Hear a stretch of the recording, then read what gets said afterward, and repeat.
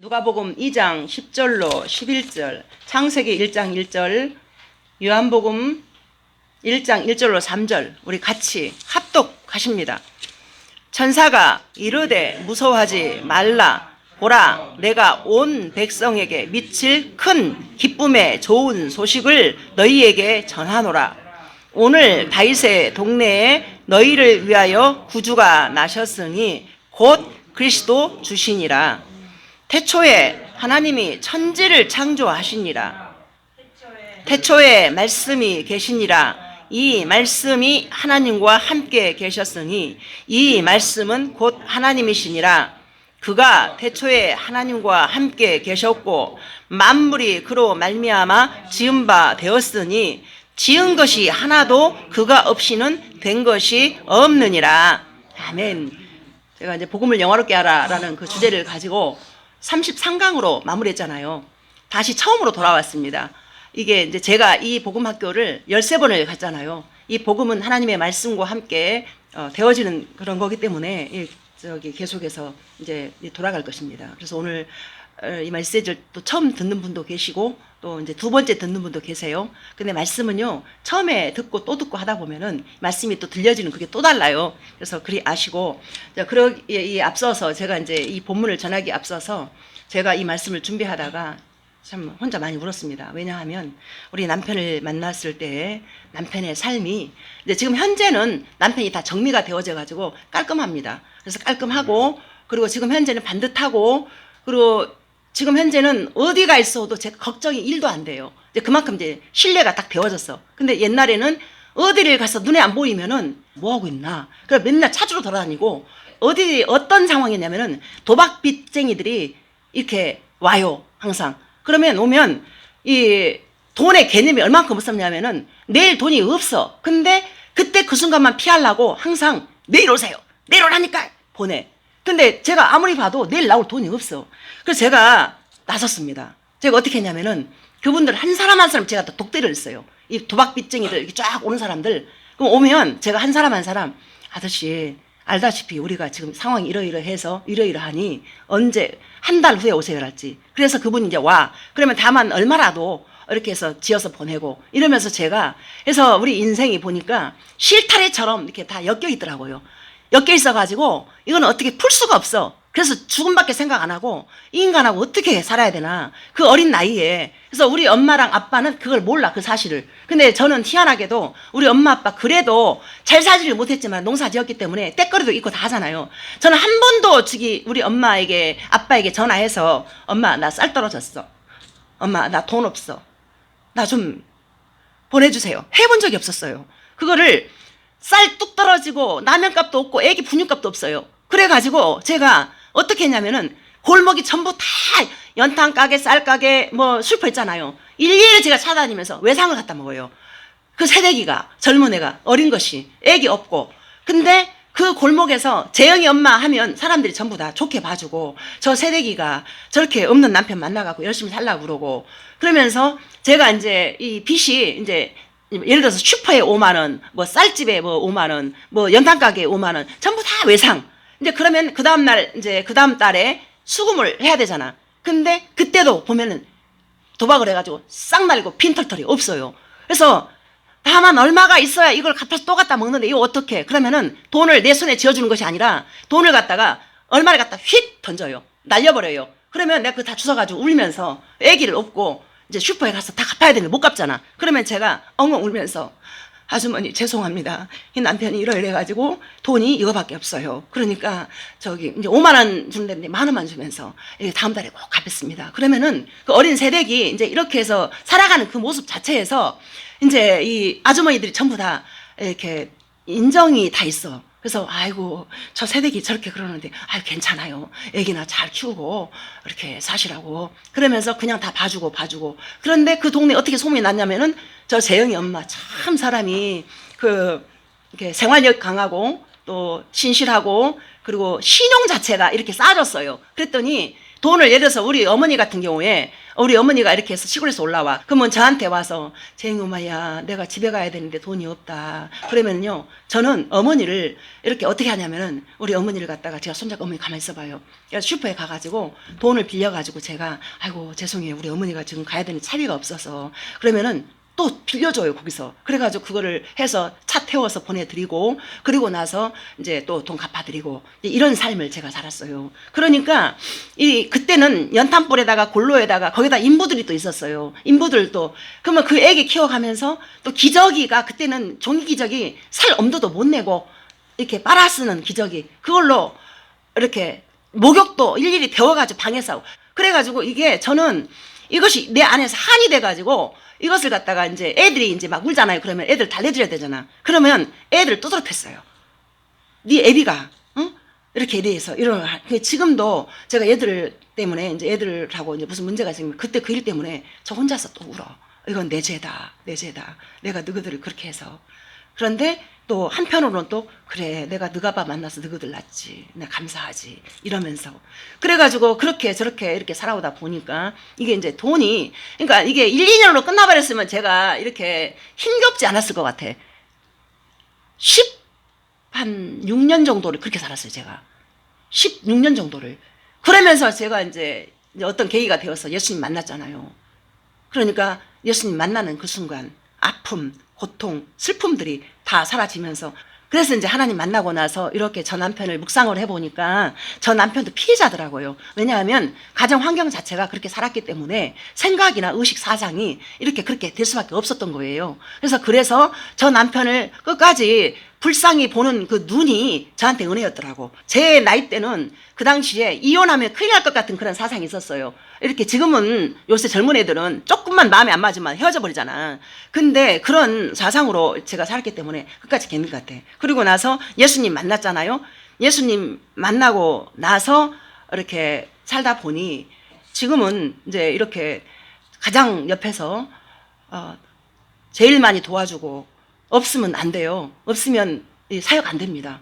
옆에서 정말 이렇게 정말 비서처럼 이렇게 딱 이제 실타래가 엉켰던 것들이 풀어진 것처럼. 그래서 제가 그런 아픔이 그런 어려움이 이렇게 저를 목사되게 만들고 그래서 아픔 당하는 분들을 만나면 그 은혜 때문에 제가 이루의 말도 제 말에 힘이 실리더라고요. 그래서 남편 때문에 힘들어하는 사람 참 많습니다. 그리고 그 외에 여러 가지 많은 환난 속에 사는 사람 많습니다. 근데 그 환난들이 제 안에서 실제가 됐기 때문에 돈도 정말 한 개도 없었는데 이렇게 해서 사라지더라고요. 그리고 이 남편이 이렇게 아픔을 이렇게 막 주는데 이것을 남편에 대한 소중함 하나님 계속 말씀하시기 때문에 그럼에도 불구하고 그래서 주변에 우리 저 신익교회 아는 권사님 남편도 속 썩이고 있고 또 누구도 그러고 있고 그럴 때마다 제가 그렇게 말을 합니다. 그래도 권사님 남편이 있어야 됩니다. 우리 남편 이렇게 건강을 위해서 기도하시고 소중하고 가장 귀한 분이라는 것을 하나님 말씀하셔서 제가 이렇게 됐습니다. 그랬더니 이제 다른 사람이 말을 하면 시험 들 거예요. 근데 그렇게 속썩이고 힘들게 했던 그 남편을 이렇게 하나님의 사람 만들어 주셔서 이게 너무 안 바뀌니까 저는 포기를 해버렸잖아요. 저 인간들 안 바뀌란가 보다 저거.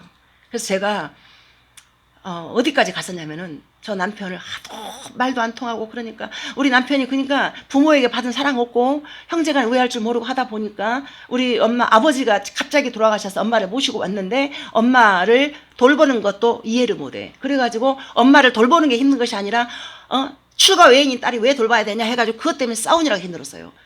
당신 엄마를 돌보는 것도 싸웠어요. 그게 본인 입장에서는 이해가 안 가는 거야. 그러니까 2중 3중으로 그렇게 고생을 하고 산 거예요. 제가 얼마나 힘들었는지. 그래가지고 눈물이 마를 날이 없었어요. 그렇게 매일 울었어요. 그랬는데 이렇게 예수님 만나고 나니 세상에 그렇게 그런 남편이 이뻐 보이고 또 어느 때는 또 힘들지만은 하나님을 향한 소망이 보이고 그래서 이렇게 저렇게 정리가 되어지는. 그래서 자 보세요. 예수님 만나잖아요. 첫 번째가 뭐냐면은 하나님 나라가 이제 보이는 거예요. 그러면서 내가 뭐가 잘못됐는가 이러면서 자아의 터가 정리가 되는 거예요. 제가 그런 말씀드리려고 지금 얘기를 꺼냈습니다. 그래서 제가 결국에는 빚 다 갚았어요. 지금은 어디에 있든지 이제 이렇게 믿어지는. 그래서 이제 더 귀한 거죠. 근데 처음부터 잘해서 지금까지 잘해버리면은 저는 아마 목사 안 됐을 거예요. 여기 와서 할 말도 없고. 그런데 지금 이 얘기도 제가 허락받고 하는 거예요. 지금 허락받고 미리 얘기를 해서 하는 거예요. 이제 그만큼 그래서 이제 우리 형제들이나 또 우리 재영이 우리 아들들도 아빠를 미워하지 않고 아빠를 존중하고 또 우리 동생들도 그렇게 해서 거하게 환각 장치까지 솔직히 제 입장에서 그때 참 많이 울었습니다. 이 매형이 무엇이 어쩐다고 너희들 그렇게 해서 대우해주고 너무 고맙다. 그래서 우리 형제는 그게 참 은혜더라고요. 지금도 그렇게 매형을 아주 크게 알고 이렇게 매형을 매형으로 대접해주고 이것이 참 이게 우연이 아닌 하나님의 은혜가 이런 거구나. 그래서 참 동생들에게도 또 우리 저 아들들에게도 그 자체가 감사하더라고요. 아빠를 미워하지 않고 존중해주고. 그래서 복음의 능력은 현실을 뛰어넘는 그래서 그 문제를 붙드신 하나님을 보이는 거예요. 그래서 나의 이 행실이 나빴던 것들에 대해서 다 정리가 되어지는 거예요. 정리가 되어져서 그리고 난 다음에 이제 문제가 없을 수 없어요. 우리가 인생이 장밋빛 인생이 아니라 우리가 참 인생 자체가 환난이라고 그러잖아요. 그 아픔들이 늘 우리 앞에 놓여져 있습니다. 그래서 그 아픔을 붙드신 하나님을 바라볼 때 그게 답이지 다른 답이 없더라 그 말입니다. 그래서 오늘 이제 본문의 내용을 보겠습니다. 이 복음은 성경 그대로 기쁨의 소식입니다. 기쁨의 소식은 이 복음이 곧 예수 그리스도이시고 또 그분은 태초에 천지를 창조하셨습니다. 그러면 천지를 창조하셨다. 그러면 자 보세요 여러분. 이게 만물이 그에게로 나와서 그가 없이는 된 것이 없느니라. 바로 말씀으로. 그래서 하나님과 함께 계셨다. 그러면 이 자체가 여러분 이 자체가 복음이고 생명이고 말씀이고 자 그러면 예수님이시고 또 하나님께서 우리에게 복음을 줄 수밖에 없는 그 은혜가 우리에게 이미 임했단 말입니다. 이 복음은 창세전부터 예정하신 그 은혜 때문에 우리에게 복음이 주어진 거예요. 우리가 죄인이잖아요. 그러니까 우리가 의인이었을 때 이 복음이 온 것이 아니라 우리가 아직 죄인 되었을 때 그리스도께서 우리를 위하여 하나님께서 우리에 대한 자기의 사랑을 확증하셨느니라. 죄인 되었을 때. 그래서 우리가 모든 사람이 죄를 범하였으면 하나님의 영광에 이르지 못하더니 그때 이 복음이 주어진 것이란 말입니다. 이 죄는 우리로 이 멸망으로 이끌어가요. 어디? 지옥으로. 그래서 우리를 갖다가 지옥으로 끌어가지 않고 영생으로 갈 수 있도록 하나님이 세상을 이처럼 사랑하사 독생자를 주셨으니 이는 저를 믿는 자마다 멸망하지 않고 영생을 얻게 하려 하심이라. 그 영생으로 우리를 이끌어가기 위해서 하나밖에 없는 독생자 예수님을 잡아가지고 우리를 위해서 함께 죽고 함께 살아서 함께 안으로편 앉혀놨다. 이제 이것이 복음의 결론인 거예요. 우리의 인생 자체가 거기에 있는 거예요. 그래서 우리가 이 인생 자체를 그 결론을 알고 살아간다라면 우리의 인생은 힘겹고 어렵지만은 거기를 향한 소망으로 우리를 살게 할 것입니다. 자, 인간은 살아가고 있는 모든 순간들을 모든 인간이 추구하는 것이 목적 자체가 행복과 또 행복뿐만이 아니라 뭘 많이 쌓는 그 자체로 살아갑니다. 그래서 하나님은 우리에게 진정한 행복을 주기를 원하셨고 자, 기쁜 소식 복음을 우리에게 주신 것입니다. 자, 이것이 바로 우리에게 진정한 행복인 것입니다. 우리의 물질과 또 우리에게 주어진 행복 있잖아요. 잠깐 있다 사라지는 안개 같은 헤벨 그런 것입니다. 하나님 나라는 영원합니다. 그 하나님 나라는 영원히 사라지지 않습니다. 그래서 이것이 바로 복음이며 그 복음을 붙잡고 우리 인생을 살아가야 될 것입니다. 그래서 이 진정한 복음은 우리가 만나지 못했기 때문에 우리 안에 공허함 또 외로움, 슬픔, 아픔이 우리 안에서 여전히 있는 거예요. 진정한 복음을 딱 만나버리잖아요. 그것이 우리를 덮어버렸을 때 그것이 우리로 살아가게 하는 동력이 되는 것입니다. 그래서 하나님을 직접 만난 경험한 우리 이스라엘 백성들을 또 한번 살펴보겠습니다. 출애굽기 14장 12절 우리가 애굽에서 당신에게 이런 말이 이것이 아니냐 이르기를 우리를 내버려 두라 우리가 애굽 사람을 섬길 것이라 하지 아니하더냐 애굽 사람을 섬기는 것이 광야에서 죽는 것보다 낫겠노라. 아멘. 자, 이 상황이 어떤 상황이냐면 출애굽기 2장 23절 보세요. 열해 후에 애굽 왕은 죽었고 이스라엘 자손은 고된 노동으로 말미암아 단식하며 부르짖으니 그 고된 노동으로 말미암아 부르짖는 소리가 하나님께 상달된지라. 자 보세요. 이제 이 어떤 상황이냐면 이 상황이 아브라함을 통해서 이삭을 낳고 이삭을 통해서 야곱을 낳고 야곱을 통해서 12족속이 생겼어요. 그리고 요셉이 애굽으로 팔려가면서 거기에서 이제 이스라엘 백성들이 형성이 됩니다. 거기서 430년을 갖다가 종살이를 해요. 그래 가지고 요셉을 알던 왕이 죽어버리고, 요셉을 알던 왕이 있을 때는 이스라엘 백성들이 대우를 받았어요. 왜냐하면 요셉이라는 한 사람이 그 애굽에 그 기근이 왔을 때 그 애굽을 다 살려가지고 다 먹였잖아요. 그러니까 이렇게 대우를 받았어. 총리를 세워가지고. 그랬는데 요셉을 알던 왕은 죽어버리고 요셉을 알지 못하는 왕이 일어났어. 그러다 보니까 요셉을 모르기 때문에 이스라엘 백성들이 막 와글와글 사방에서 막 충만하게 막 번져가는 거예요. 그러다 보니까 이 요셉을 알지 못하는 이 왕이 이 사람들을 갖다 노예로 삼아버리고 노역을 시킨 거예요.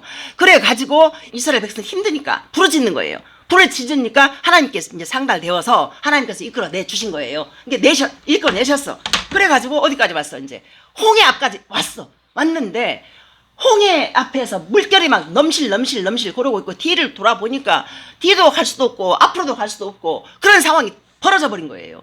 그래가지고 뒤에서 애국 군대가 막 와, 앞에는 그러고 갈 수도 없잖아. 그러니까 이제 우리를 갖다 애굽에 그냥 내버려 뒀으면은 우리가 살았을 텐데 금방 죽을 것 같거든요. 근데 이 사람들이 올 때 그냥 왔냐? 그게 아니에요. 하나님께서 10가지 재앙을 보내가지고 그 10가지 재앙이 이제 이렇게 해서 이끌어낸 그 이유가 뭐냐? 내가 너희의 하나님이고 나는 너희를 이렇게 구원해서 건져내서 너희의 노예에 신분해서 내가 하나님의 자녀로 살 수 있는 복을 너희에게 주겠다라고 하는 표징으로 그렇게 이제 10가지 재앙을 이렇게 만들어 가지고 왔는데, 막상 앞에 홍해 바다, 뒤에 애국 군대 있다 보니까 이 사람들이 입에서 불평밖에 안 나오는 거예요. 나를 그냥 내버려 두지. 그냥 안주하고 싶은 그 마음이 이 이스라엘 백성들 안에 있었던 거예요. 이 두려움이. 자, 그렇다면 우리 안에도 우리에게 안주하고 싶은 마음이 없잖아. 있습니다. 우리에게 두려움 없습니까? 우리 안에도 두려움이 존재합니다. 무슨 두려움이냐? 가장 두려운 게 뭐냐면은 이제 죽음에 대한, 그리고 미래에 대한 그런 두려움들이 우리 안에 있습니다. 여러분 없습니까? 앞으로 미래가 우리가 어떻게 펼쳐질까? 순간순간 두렵지 않습니까? 그리고 나에게 죽음이 다가온다라면 내가 병 나면 어떡하지? 내가 큰 병 들어서 내가 꼼짝 못하면 어떡하지? 막 이런 두려움들 있잖아요. 그런 두려움들이 다 있단 말입니다.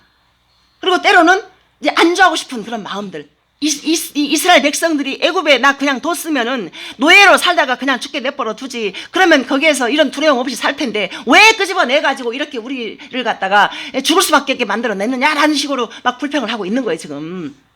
가지고 우리 안에 있는 그 두려움들, 예수님이 이 땅에 오셔가지고 해결했잖아요. 그래서 예수님 믿으면 우리 안에 생명과 평안밖에 없는 거예요. 그래서 모든 인생이 제가 아까 서두에 짤막하게 그 아픔을 얘기했지만은 하나님께서는요, 저에게 뒤돌아봤을 때 내가 그만큼 힘들었지만은 내가 힘들었다라는 생각이 1도 안 드는 거예요. 1도 안 들고, 하나님께서 모든 것이 합력하여 선으로 만들어서 하나님 맞습니다. 감사밖에 없습니다. 나를 나되게 위한 하나님의 그 섭리였고 사랑이었고 은혜였음을 고백합니다. 그래서 감사의 눈물을 흘리는 그런 시간을 또 한 주 동안 보냈습니다. 제 몸도 감기 몸살이 와가지고 힘들었지만은 그 은혜가 저를 덮어서 이렇게 또 감사함으로 또 이 자리에 섰습니다. 그래서 이 이스라엘 백성들이 막상 복음은 좋아, 이제 해방되는 거 좋아, 따라오는 대가가 두려워서 악을 쓰고 덤벼들고 있는 것입니다. 그도 그럴 수밖에 없는 것이 앞에는 홍해바다, 뒤에는 애굽 군대들이 오기 때문에 목을 조여드는 그 상황이 눈에 펼쳐지니까 하나님께서 어떻게 여기까지 이끌어 오셨는지 까마득히 잊어버리고 자신의 정체성을 놓쳐버린 것입니다. 우리도 살다 보면은 이제 저도 이제 힘들 때 내가 목사인가, 내가 하나님 사람 맞는가, 하나님 살아계신가 정체성을 놓치고 살 때가 있어요. 근데 성령님께서 말씀 가까이 하고 하다 보면 정체성을 다시 일깨워 주십니다. 그래서 이스라엘 백성들의 자세는 엄청난 구원이 이루어졌음에도 불구하고 홍해바다 앞에서 그대로 드러났습니다. 신분은 분명하게 바뀌었습니다. 자, 그러나 그들의 자세는 여전히 노예였습니다. 벗어나고 싶지 않았고 안주하고 싶었던 것입니다. 결단이 필요한 것입니다. 죽음이 두려워서 평생 노예로 살 것인가? 영원한 비참으로 살 것인가? 우리가 예수님을 믿음으로 인해서 영원한 영생을 사는 것도 우리의 자유의지 안에, 우리의 인격 안에 달려 있어요. 결단하면 됩니다. 그래서 우리가 이것도 바쁘고 저것도 바쁘고 이래서 중요한 일이 무엇인지. 그래서 우리 인생에서 정리가 되어지고 실타래가 풀어지는 건 뭐냐면은 일단 예배 자리를 사수해야 돼요. 예배 자리를 사수하면서 그리고 나서 정말 이런저런 모든 많은 일들이 있지만은 예배를 정확하게 잘 드리면서 그리고 나서 나머지 우리 전 집사님 지금 잘하고 계시더라고요. 말씀 읽고 기도하는 그거. 그래서 일독하고 지금 벌써 2독기에 들어갔는데 1독, 2독 가지고는 안 돼요. 이제 계속 읽다 보면 이제 하나하나 쌓아지다 보면 그 말씀이 꿈틀꿈틀대요. 살아 역사합니다. 말씀이 살아 역사합니다. 그래서 우리 안에서 일을 합니다. 그 말씀이 제가 언젠가 큰 대수술을 할 일이 있었는데 아무 생각 없이 누웠는데요. 제가 성경 많이 읽었다 했잖아요. 그런데 어느 날 이제 마취실에 딱 들어갔는데 그때 허리 디스크 터진 거 말고 이렇게 수술실에 들어갔는데 말씀이 딱 떠오르는데 여호와의 이름은 견고한 망대라 의인은 그리로 달려가서 안전함을 얻느니라 라는 말씀이 쑥 떠올라요. 그 잠언 18장 10절 말씀이에요. 그게. 그래서 그게 수술할 때 그 말씀이 딱 떠오르면서 딱 선포하니까 그 두려운 마음이 싹 사라지면서 평안함이 오더라고요. 여호와의 이름은 견고한 망대라 의인은 그리로 달려가서 안전함을 얻느니라. 의인이 뭡니까? 의인은 내가 좋은 사람이어서 의인이 아니고 하나님께서 우리가 새가 올무에 빠지면 본인이 스스로 못 나오잖아요. 그런데 죄의 올무에 빠져가지고 사망으로 갈 수밖에 없는 우리를 복음 하나님의 은혜가 우리를 갖다 건져냈어요. 이렇게 딱 띄어냈어요. 말했잖아요. 얽혀있는 실타래가 딱 풀어져가지고 정리가 되어지더라고 했잖아요. 그래서 예수님 만나면 제대로 만난 사람들은 이 죄인의 길에 서지 않고 오만한 자리에 앉지 않고 악인의 길을 쫓지 않고 여호와의 율법을 주야로 묵상하며 그 율법을 사랑하는 자로 사는 거예요. 그러면 그 안에서 이렇게 말의 힘과 또 전도해도 더 기쁨이 채워지는 거죠. 이 마음을 갖다가 그 악을 싹 비워내니까. 근데 우리로서 노력해서 되는 것이 아니라 은혜로. 그래서 의인으로 하나님이 인정하시는 자로 살아가는 거예요. 제가 또 한 가지 오해하는 게 있었어요. 저는 먼저 그의 나라와 그 의를 구하라. 그래야만 모든 걸 더한다는 그 말씀을 제가 어떻게 오해를 했냐면은 이 가정을 갖다가 이 남편의 막 악한 모습들이 제가 하나님의 일을 열심히 하면 바꿔준다고 생각을 했어. 근데 물론 그것도 맞아요. 근데 제가 이제 15, 16년을 갖다가 남편을 하고 물론 가정을 제가 완전 팽개친 거 아니에요. 그런데 밖에 나가서 이렇게 막 기도하는 자리에 전도하는 자리에 어디 헌신하는 자리에 또 선교의 자리에 막 돌아다녔잖아요. 근데 가정은 엉망이죠. 그런데 그거를 저는 내가 하나님 일을 하니까 하나님께서 남편도 고쳐주고 가정도 이렇게 되어지고 근데 이제 15년 6년 달려가고는 딱 서보니까 하나님께서 말씀하시는 게 네 가정 네 남편을 돌보라고. 그 남편을 하나님이 사랑하고 있었던 거예요. 저는 못된 짓 하니까 저 인간 하나님 고쳐든지 말든지 물론 기도는 했어요. 그런데 그것이 먼저 그의 나라와 그걸 이루하는 게 뭐냐? 하나님 기뻐하는 것이 무엇인지를 고민해 봐야 돼요. 이 자리에서 이 상황에서 뭘 기뻐하실까? 물론 사람마다 달라. 근데 저한테는 가정이었더라고. 가정을 갖다가 바르게 세워가는 것.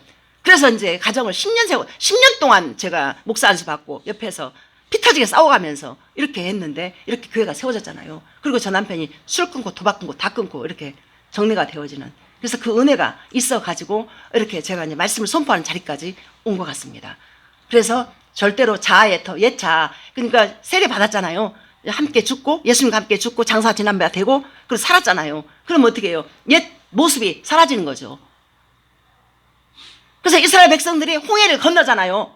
건널 때 그 옛 모습이 사라져버리고 이제 노예의 신분에서 하나님의 자녀의 신분으로 거듭난 거예요. 새 생명으로.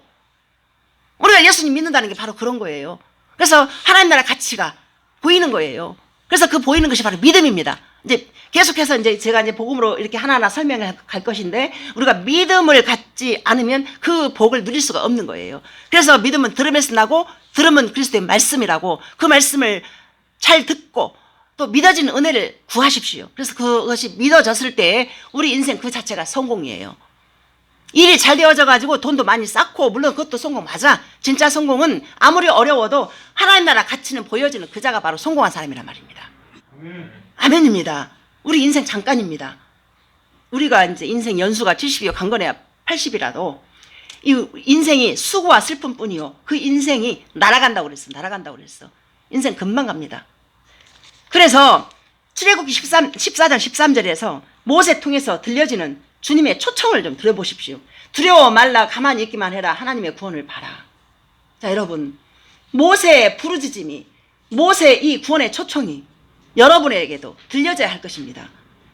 요한계시록 18장에서 바벨론이 무너져요. 그때 그 죄악과 그 모든 더러운 것들이 그 안에 있으니 너희들 거기서 재앙을 받지 말고 재앙이 떨어지니 그 바벨론에서 나와라 나와라 내 백성아 나와라. 요한계시록 18장에 나와 있어요. 바벨론이 세상입니다. 세상이 보여지고 들려지고 만져지는 것들은 다 무너져 버려요. 그러나 하나님 나라는 영원합니다. 그래서 그 하나님 나라를 믿음의 눈을 들어서 고개 들어서 바라보면서 이 세상에 그 복잡하고 힘겹고 어려운 사람들이 하나님 나라 가치를 바라볼 때에 그때 이제 이게 엉켜졌던 이 실타래가 풀어지면서 그때 그 소망이 나를 살게 해야 그 동력으로 힘있게 살아간다 그 말입니다.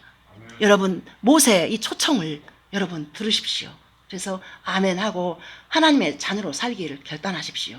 그래서 더욱더욱 이 실타래 같은 우리 인생들 그 하나님 손바닥 안에서 어떤 문제도 풀어지지 않는 것이 없더라고요. 다 풀어집니다. 하나님 다 풀어주십니다.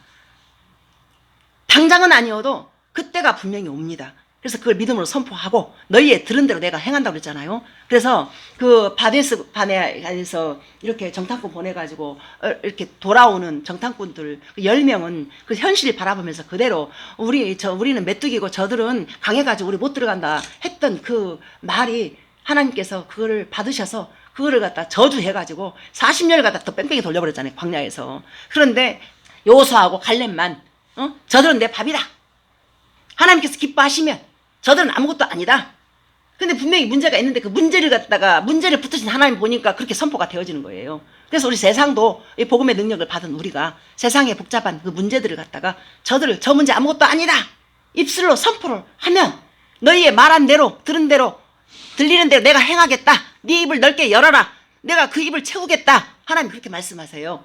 그래서 그 말씀들을 믿어지는 은혜가 여러분들에게 있다라면 어떤 문제도 문제가 아니다 그 말입니다. 그래서 여러분들을 가로막고 있는 여러 가지 문제 앞에서 눈에 보여지는 그 실제가 아니라 눈에 보이지 않는 그 문제를 붙들고 계시는 하나님을 봐야 될 것입니다. 그걸 구하십시오. 내 믿음의 눈을 열어서 이 문제를 붙드신 하나님을 내가 믿음으로 보기를 원합니다. 보여주십시오. 시편 49편 20절 보세요. 종기 하나 깨닫지 못하는 자는 멸망하는 짐승 같도다. 자, 짐승은 그냥 그대로 죽습니다. 자, 그러나 자, 우리가 이제 복음을 전하잖아요, 제가 지금. 근데 듣고 깨닫지 못하잖아요. 종기 하나 깨닫지 못하면 멸망하는 짐승 같다. 이렇게 말씀하고 있는 것입니다. 자, 육은 우리가 죽습니다. 자, 그런데 영혼은 천국과 지옥으로 갈라지는 것입니다. 이것은 여러분에게 이 복음이 들려져서 멸망하는 짐승처럼 그냥 사망으로 가는 것 아니라 내가 곧 길이요 진리요 생명이라 하시는 분명한 복음의 길, 예수님의 길로 가는 저와 여러분이 돼야 될 것입니다.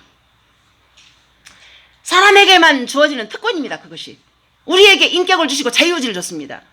인격과 자유의지가 생명으로 향해서 우리가 생명의 길을 예수님을 믿고 가는 것이 맞다는 것입니다. 자, 성경에 자 부자와 나사로 얘기가 있습니다. 이것을 잠깐 또 짤막하게 요약을 해서 보여드리겠습니다.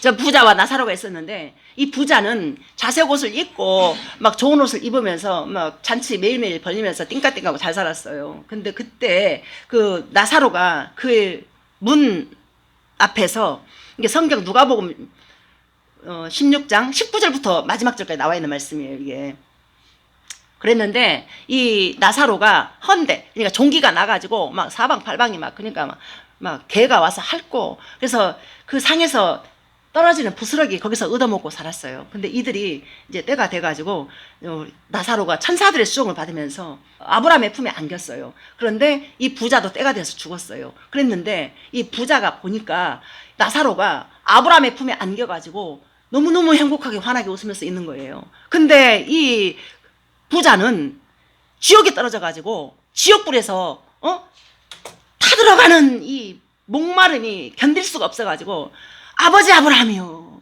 아버지 아브라함이요, 제발 저 나사로를 나한테 보내가지고 물 한 방울만 탁 찍어서 내 이 타들어가는 이 혀에다가 한 방울만 넣어주라고 이렇게 말을 합니다. 그때 아브라함이 뭐라고 말씀하시냐면은 거기에는 큰 구렁이 있어가지고 나사로를 보낼 수도 없고 너는 이 땅에 있는 동안에 너는 저기 삶 속에서 너는 많은 것을 누리고 살았기 때문에 넌 그대로 사는 게 맞다.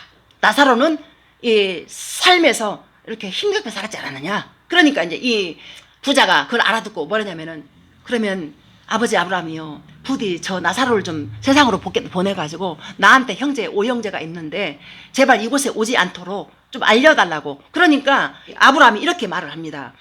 그곳에는 모세와 선지자들이 있는데 그들의 말을 듣지 않으면 어쩔 수가 없다. 그러니까 또 아브라함이 다시 부자가 다시 아브라함에게 그러면 죽은 자를 보내가지고 이렇게 해서 알려주면 그 내 형제들이 듣고 이곳에 오지 않게끔 해주면 되지 않습니까? 하니까 아브라함이 이렇게 말을 해요. 아니, 그곳에서 모세와 선지자들이 이렇게 전했는데 그 말을 안 듣고 안 온다라면 어쩔 수가 없다. 이렇게 말을 해요. 자, 천국과 지옥은 인간에게만 주어진 특권이에요. 짐승들은 그냥 죽어버려요. 근데 인간은 제가 말씀드렸잖아요. 창세기에서 흙으로 지어져가지고 우리 그 흙 안에 생명을 부어넣어서 우리 육은 제가 작년에 장례식을 3번 치렀잖아요. 3번 치렀을 때 그때 이제 화장터에다가 몸을 집어넣으면 육신이 타서 제 이만큼으로 나와. 근데 그때 하나님께서 저한테 말씀하시는 게 이 모든 육체는 풀과 같고 그리고 모든 영광, 우리가 이제 산 흔적들은 풀의 꽃과 같으니 풀은 마르고 꽃은 시들어.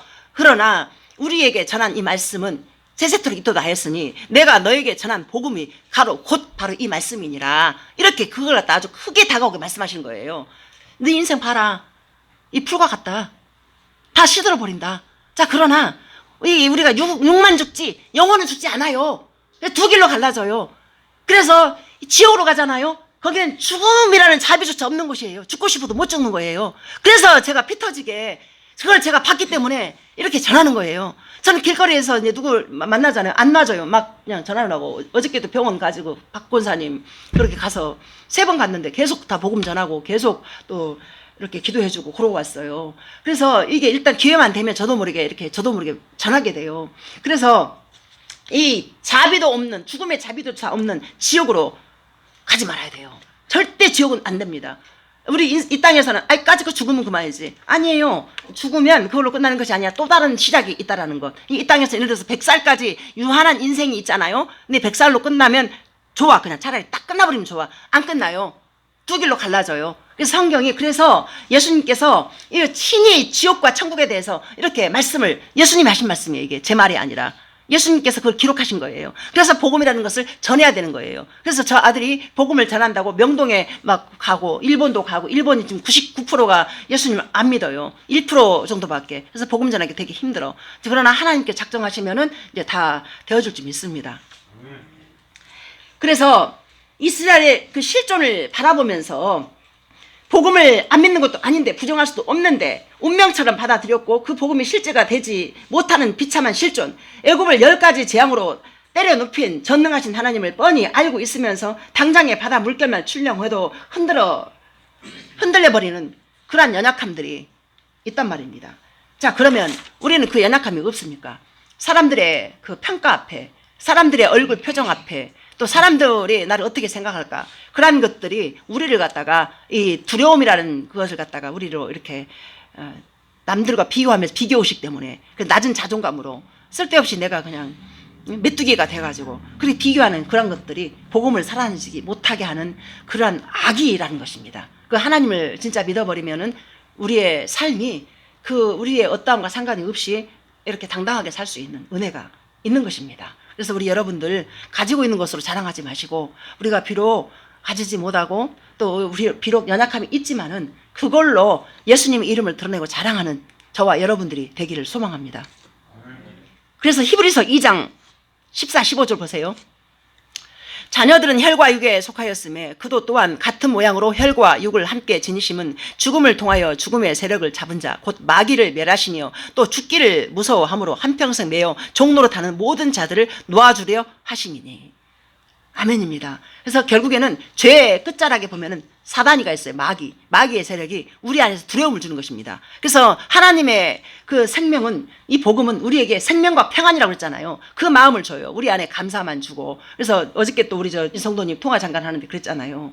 이전하고 다릅니다. 제가 새벽기술교에 나가면서 마음이 평안하고 좋습니다. 그랬잖아요. 그 하나님의 성령이 붙들어서 그래요. 상황은 똑같을 거 아닙니까? 맞습니다. 어제 그 추운데 전도하시고 그래서 하나님의 은혜가 참 크다라는 생각이 듭니다. 그래서 그 마음은 하나님 주 마음이고 우리 안에서 두려움을 주잖아요. 그건 사단이가 주는 거예요. 그래서 만약에 예수님 복음을 모르면 한평생 그 사단의 종노릇하면서 그 죄의 종이 돼가지고 두려움에 떨면서 살다가 그냥 지옥 가는 거죠. 그런데 한번 세상을 돌아보세요. 아무리 많은 걸 가졌어도 완벽한 인생이 없어요. 전부 다 누구라도 그 아픔 고통 다 있고 말 못할 그 고민들이 다 있어요. 특별히 사람들 죽음에 대한 공포는 말도 못합니다. 그 옛날에 진시 황제가 그렇게 많은 걸 가지고 많은 부를 누리고 했지만은 그 사람이 죽는 게 무서워서 안 죽으려고 불례장성을 구하고 그리고 막 무덤 미리 준비해놓고 막 장병 그 로버트 장병들을 막 세워놓고 막 그랬어. 근데 결국 죽었는데 그 사람이 몇 살에 죽었냐? 53세 죽었어요. 그렇게 살려고 발버둥했는데 그런 게 이게 죽음도 그 우리가 마음대로 안 되는 거예요. 생명의 주권 하나님께 있는 거예요. 성경에 또 나와 있는 말씀인데 어떤 부자가 이제 농사를 잘 지었는데 한 해 잘 지었어. 그래가지고 너무 기분이 좋아. 근데 보니까 지어진 창고가 좁아가지고 창고를 갖다가 여러 개 지어가지고 그 창고에다 빵빵하게 다 채워놨어. 그래가지고 막 다 이렇게 채우는 게 흐뭇하고 좋잖아. 그래서 하하 하고 좋다고 있는데 하나님이 말씀하시는 거예요. 이 어리석은 사람아, 오늘 밤에 네 생명을 내가 가져가 버리면 저거 아무것도 아닌데 너 지금 뭐 하고 있느냐. 이렇게 말씀. 이게 성경에 나와 있는 말씀이에요. 그래서 우리가 무엇을 쌓고 가지고 있는 것으로 기뻐하지 말라는 거예요.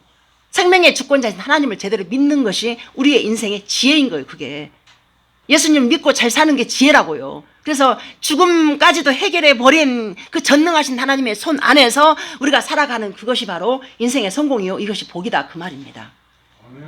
아멘입니다. 그래서 이 두려움이 무엇을 누리지 못하게 하는지 전도서 6장 2절 한번 보세요. 어떤 사람은 그의 영혼이 바라는 모든 소원에 부족함이 없어 재물과 부요와 존귀를 하나님께 받았으나 하나님께서 그가 그것을 누리도록 허락하지 아니하셨으므로 다른 사람이 누리나니 이것도 헛되어 악한 병이로다. 자, 하워드 휴즈라는 그 유명한 백만장자가 있었어요. 이 백만장자가 얼마큼 돈이 있었냐면은 아버지 무슨 석유 사업을 했는데 돈을 갖다 겁나게 이미 물려받았는데 이 사람이 젊었을 때 똑똑했나 봐요. 그래서 사업이 번창해가지고 자산이 12조 원이 돼버렸어요. 돈이 이만큼 많아. 그런데 이 사람이 마지막 말년이 어떻게 됐냐. 그 우울증, 결박증, 그리고 강박증, 이 병이 와가지고 혼자서 물에다가 막 몇 시간을 찍고 옷을 입지를 못해. 세균이 있다고 생각을 하고 이게 뭔가 이게 강박증이 생겨가지고 그래가지고 밖에 나가서 음식도 못 사 먹어. 그 저기 할까봐, 그 세균이 옮길까봐. 그래가지고 깡통에 들어있는 거 음식만 먹다가 나중에 삐쩍 말라 죽었는데 사인이 뭐냐? 영양실조. 12조 원이라는 자산을 그만큼 두고 그렇게 죽었어요. 그래서 이것이 얼마나 이게 자기가 번 그 돈의 가치를 물론 그동안에 뭐 바람도 많이 피고 이 여자 저 여자 만나고 누렸지만은 그 인생 비참하게 그 말로가 그러더라 그 말입니다. 자, 모든 재물과 부요와 존귀를 하나님께 다 받고도 그것을 누리지 못하는 그러한 것을 볼 때 잠깐의 육신도 이토록 비참한데 영적으로 말하면 우리는 하나님이 주시는 어마어마한 복음을 다 알고 받고 이것을 다른 사람을 부욕해 하면서도 정작 자신은 그것을 누리지 못하는 그런 사람도 많이 있습니다. 나를 제발 그대로 두라. 복음 이야기하지 마라. 십자가 이야기 좀 하지 마라. 유별나게 복음 해봤자 어차피 그대로 살 수 없고 늘 넘어지고 자빠지는데 제발 그대로 두라. 하나님이 주신 복음 말고 적당한 복음으로 그냥 살게 내버려 두라. 옛날에 우리 정용 집사가 그런 얘기 많이 했어요. 누나, 나한테 제발 그런 얘기 하지 마시오. 나 지금 잘하고 있어라고? 근데 요즘은 그런 말 안 해요. 벌써 1년 지나가면서 믿음이 들어간 것 같아요. 누나, 제발 나한테 그런 말 하지 마시오. 아니에요. 말씀 믿고 기도하면서 복음으로 살아내는 것이 바로 복입니다. 그래서 하나님 나라는 유명한 높은 자리는 그때 가봐야 아는 거고 지금은 내버려 두라. 광야에서 죽느니 애굽에서 종살이 하며 사는 것이 차라리 낫지 않느냐라는 이스라엘 백성들과 똑같다는 거죠. 심히 두려워서 부르짖는 그들에게 주님은 모세를 통해서 자신의 백성들을 그럼에도 불구하고 구원으로 초청해 주신 것입니다. 자, 두 종류의 불행자가 있습니다. 불신자가 있고 교인이 있는데요. 불신자는 복음을 전혀 듣지도 못한 채 인생이 통째로 흔들리고 방황을 합니다. 어느 산악인이 있었어요. 그 알만한 사람이에요. 이 사람이 뭐 히말라야 뭐 무슨 또 에베레스트를 그때 생명을 내놓고 막 등정을 해가지고 얼마나 유명세를 탔는지 몰라. 갖고 무슨 훈장만 몇 개를 타고 쉬어봤더니 막 열 몇 개를 타고 상을 막 이렇게 타고 이렇게 유명하더라고. 근데 어느 날 이 사람이 이제 기자회견을 하는데 기자가 묻습니다. 여기 산에 올라갔을 때 기분이 어떠냐고. 그러면은 이 사람이 이제 그렇게 상 많이 받겠기 때문에 이제 말이 그럴 줄 알았는데 산에 올라가서 막상 보면 내레갈기를 깝깝합니다. 이래. 그러니까 그 명예와 부를 다 얻었잖아, 이 사람이. 그러니까 참 저 선생님 인생이 참 복되고 참 좋았겠다고 하니까 뭐랬냐면은 아이고 참 돌아보니까 그 큰 업적을 쌓지만은 참 허망합니다. 인생 참 허망합니다. 그렇게 말을 해요. 근데 그 인생이 만약에 하나님과 동행하는 인생이었다면 그 대답을 안 하죠. 하나님의 은혜 때문에 제가 이렇게 부유합니다. 이렇게 대답이 이렇게 나오죠. 이제 저한테 누가 나에게 인생을 묻는다라면 저 후회 없습니다. 왜냐하면 저 남편을 만나서 제가 예수님 만났기 때문에 그 힘든 세월을 40년 가까운 세월을 살았지만은 그 인생이 참 복되다 싶더라고요. 왜 하나님 만났기 때문에. 그래서 참 제가 복 있는 사람입니다. 저 남편을 만난 자체 그리고 하나님 만난 게 그 은혜 때문에. 그래서 제가 기도했고 밤새워 기도했고 만약에 우리 주방 같은 사람이었으면 밤새워 기도할 일이 없어요. 남편이 알아서 다 척척 돈도 많이 갖다 줘버리고 자상하게 잘해주는데 내가 왜 가서 울고 기도해요. 그렇게 엉뚱한 짓거리 하고 자꾸 그냥 이게 막 사람 같지 않는 짓을 하니까 이해가 안 가니까 그렇게 기도하고 울고 불고 했던 그 세월이 지금은 이거를 얘기를 하면 대화가 되고 옛날에 이제 하나님 은혜를 경험한 것들을 얘기하잖아요. 그러면은 저한테 항상 그랬어. 정신 몽롱한 소리 좀 그만 좀 해. 근데 지금은 이제 옛날 얘기를 하잖아요. 그러면은 그거 설교할 때 해도 되겠다. 설교할 때 간증하라. 이렇게 바뀌었어요. 뭐 돈이 이렇게 생겼다 저렇게 생겼다 그러면은 안 믿고 나한테 해롱해롱 해가지고 정신이 나가가지고 정신 나간다고 그런 소리 하지 말라고 자기한테. 근데 이제 옛날에 과거에 돈이 이렇게 생겼고 이러다면 그 얘기를 잊어버리지 말고 설교하래. 이렇게 바뀌었어요. 사람이 똑같은 사람인데 그렇게 바뀌더란 말입니다. 그러니까 제 입장에서는 기적인 거죠. 하나님 만들어낸 기적. 그러니까 제가 말에 힘이 생기는 거예요. 어려웠지만은. 그래서 그 산악인 그다음에 제가 또 지난번에 그 부자 할머니 얘기했잖아요. 돈을 그렇게 몇십억 그 사람이 은행 가잖아요. 그러면 은행 지점장부터 해가지고 어서 오시라고 전부 다 이런 할머니예요. 하여간 몇십억 자산가예요. 현찰도 이렇게 있고. 근데 그 할머니 거지처럼 살았잖아요. 거지처럼 박스 걷지도 못하면서 박스 주워가면서 돈 쓰는 게 아까워가지고 막 벌벌벌벌 하면서 교회 와도 복음 전하잖아요. 헌금하기 싫으니까 안 갈란다 뭐 이러고. 그리고 어느 날 죽었는데 보니까 죽었더라고요. 93세 죽었어요. 완전히 돈만 남겨놓고. 근데 그 딸이 또 똑같이 살아. 그 딸이 아팠는데 병원도 안 가고 아까워서 못 가고 그 음식도 해서 갖다 주고 또 사다 갖다 주고 병원에도 아까워서 입원도 못해. 아우, 그 엄마의 그 딸. 돈은 몇십억 싸놨는데 집도 자기 집 그 단독 갖고 있는데 돈을 못 써가지고 그러고 있어요. 그 얼마나 이것이 인생이 통째로 이렇게 방황하는 불행자냐고요. 자, 그 다음에 교인도 그래요. 신앙을 방황하는데요.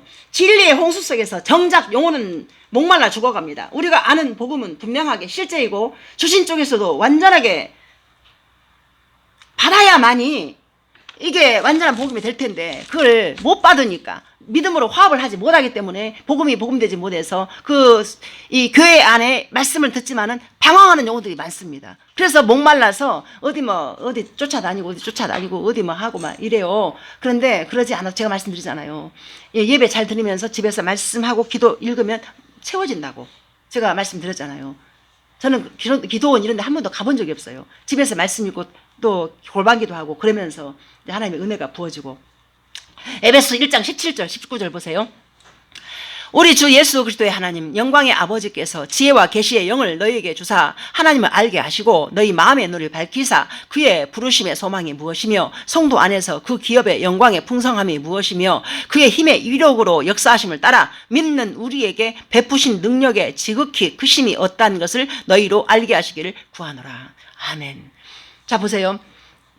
복음은 완전합니다. 이 완전한 복음을 실제가 되기 위해서 말씀을 읽고 기도해야 한다는 것입니다. 그래서 지혜와 계시의 영을 너에게 주사 하나님 알게 하시고 그러잖아요. 그러면 말씀 읽고 기도하잖아요. 우리가 말씀 안 읽고 기도하면은 그냥 이렇게 돌부처에 절하면서 기도하는 것과 똑같아지는 거예요. 근데 말씀을 읽고 기도해야 우리가 이제 말씀 붙잡고 기도하는 그것이 이제 하나님 은혜가 임하여서 지혜와 계시형을 주셔서 하나님을 알게 한다는 게 뭐예요? 알게 하는 것은 뭐냐면은 우리가 이 땅에 살지만 눈에 보여지고 잡혀지고 만져지고 감각되어지는 그것이 보이는 것이 아니라 우리가 문제를 만나잖아요. 그 문제를 붙드신 하나님이 보이는 거예요.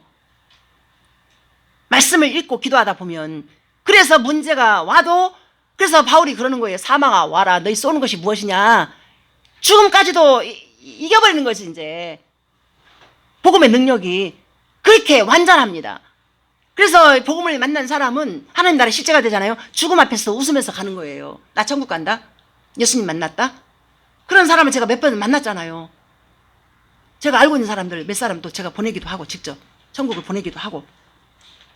그래서 두려움의 극치는 너무 무지해서인 것입니다. 하나님을 제대로 안다라면 이 두려움도 사라지고 우리가 아픔, 몸이 아파도 그 아픔을 붙잡은 하나님이 보이는 것이고요. 그래서 복음을 들었으면 그 복음을 알기 위해서 성경을 봐야 하는 것입니다. 죄의 삭은 사망입니다. 하나님의 은사는 영생입니다. 하나님이 세상을 이처럼 사랑하사 독생자를 주셨으니 이는 저를 믿는 자마다 멸망하지 않고 영생을 얻게 하려 하심이라. 자, 성경에 그 기록 목적이 있어요. 요한복음 20장 31절.